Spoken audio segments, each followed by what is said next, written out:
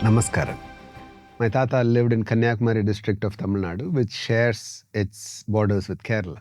Kerala, those days, even today to some extent, is full of temples. These temples are of various kinds. Agama temples established through tantric methods and or Vedic methods. Grama Devatas, Kula Devatas, Naga Kshetras, and many more. My Tata was not a temple goer. It used to be a point of amusement for me because how did such a pious person not regularly go to temples? Once in a while for festivities and special occasions, he would be invited, and that is when he would go. There was a big ancient Shiva temple close to his house. It was part of a group of 12 Shiva temples in Kanyakumari district, which devotees visited during Mahashivratri, and they used to go to all these temples chanting Narayana Gopala. Why did they chant so is a story for another day.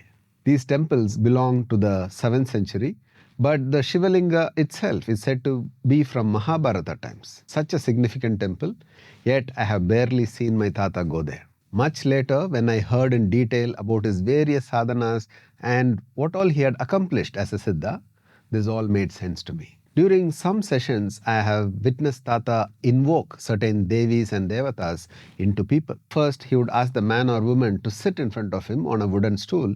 He would then take the brass pen needle, which was used to write on palm leaves. And with that, he would draw a yantra on the hand of the person sitting in front of him. And the Devata, most of the time, Melankodu Esakiyamman, would take over the person and start talking. And after the initial enquiries and interactions, Tata would invoke the Kula Devata of the person and then continue to talk regarding the situation at hand that is being discussed. I remember my Tata used to talk mostly in Malayalam to whoever came to see him, perhaps because many of them came from Kerala. I had also witnessed other kinds of situations with Tata. Sometimes they would bring a person who they suspected to be possessed. The possessed person would either seem to be weak or drained or sometimes violent and strong, in which case 2 to 3 people were needed to hold the person down or even resort to chaining them. They would speak in languages they themselves never knew.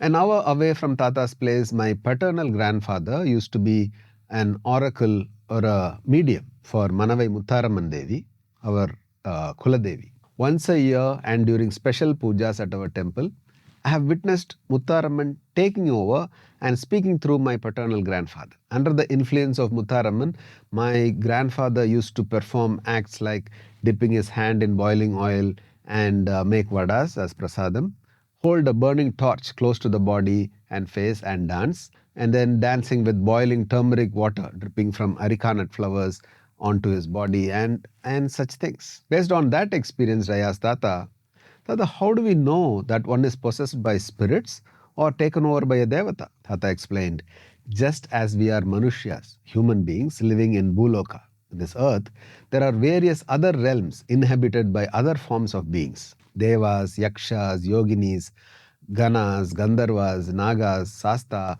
and so on. These beings are different in terms of their proximity to our plane and also in their functionalities. I was totally surprised to learn that many levels of being existed and that too in multiple parallel worlds. Tata continued. The Paradevatas are responsible for the highest yet fundamental aspects of creation. Shivaperuman, Mahavishnu, Parvati, Durga, Ganapati, Subramanya, these are all Paradevatas. Then there are Grama Devatas who are established for each village. Mariamman, Muttaramman, Angaliamman, Pechiamman, Karpanaswamy, Ayyanar, Madan, Esakiyamman, Neeli, and many, many more. I asked Tata, so gods also have hierarchy? Tata replied, every area of life has a hierarchy. In society, there is an administrative hierarchy with the head as prime minister, followed by chief ministers, ministers, collectors, tahsildars and councillors and local panchayat heads and so on. Each one's role is crucial for the smooth and effective functioning of the whole system. It is not fair to say low or high, but for functional purposes, there is a high and low. Similarly, in a temple where there is the main sanctum where the presiding devata resides, then there are parivara devatas who have individual functionalities, and then the Ashtadikbalas in 8 directions, and then the Kshetrapala who protects the whole Kshetra, the energy space of the temple. The presiding deity is constantly in a state of giving and emanation, And that is possible only because of all the other Devatas performing their roles properly. If the Kshetrapala is removed, then the preceding Devata becomes vulnerable without protection and hence less effective or prone to other forces. So each one is important as part of the whole ecosystem. Thatha continued, the descending of these Devatas on a person is mostly voluntary, with the medium having performed sufficient amount of sadhana and as devotion and surrender to the Devata. But what I do is an involuntary process where I invoke the Devata onto them. That is for a particular purpose. Once the purpose is finished, we send them back.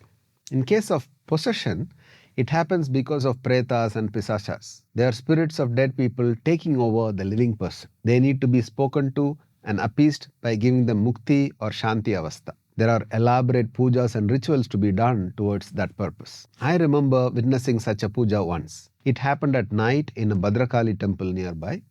Thatha was just sitting aside, mostly with his eyes closed throughout the whole process. A group of Nambudiri Brahmins had set up a whole elaborate homam. They also had made a Devi Kalam, which involved an elaborate drawing of Devi on the floor made with powders sourced from organic materials. The chanting of the mantras and the yagna went on through the whole night till early morning. Finally, when they managed to invoke the preta, the dead being, into a wooden figurine that was immediately taken to Kanyakumari, which was 1 hour's drive away, and to be immersed in the sea. So I knew this was the process they do to give moksha or shanti to the deceased person. Thatha said, apart from the Paradevatas, Grama Devatas and the deceased Preta, Pisachas, there are also Dur Devatas. Dur means bad.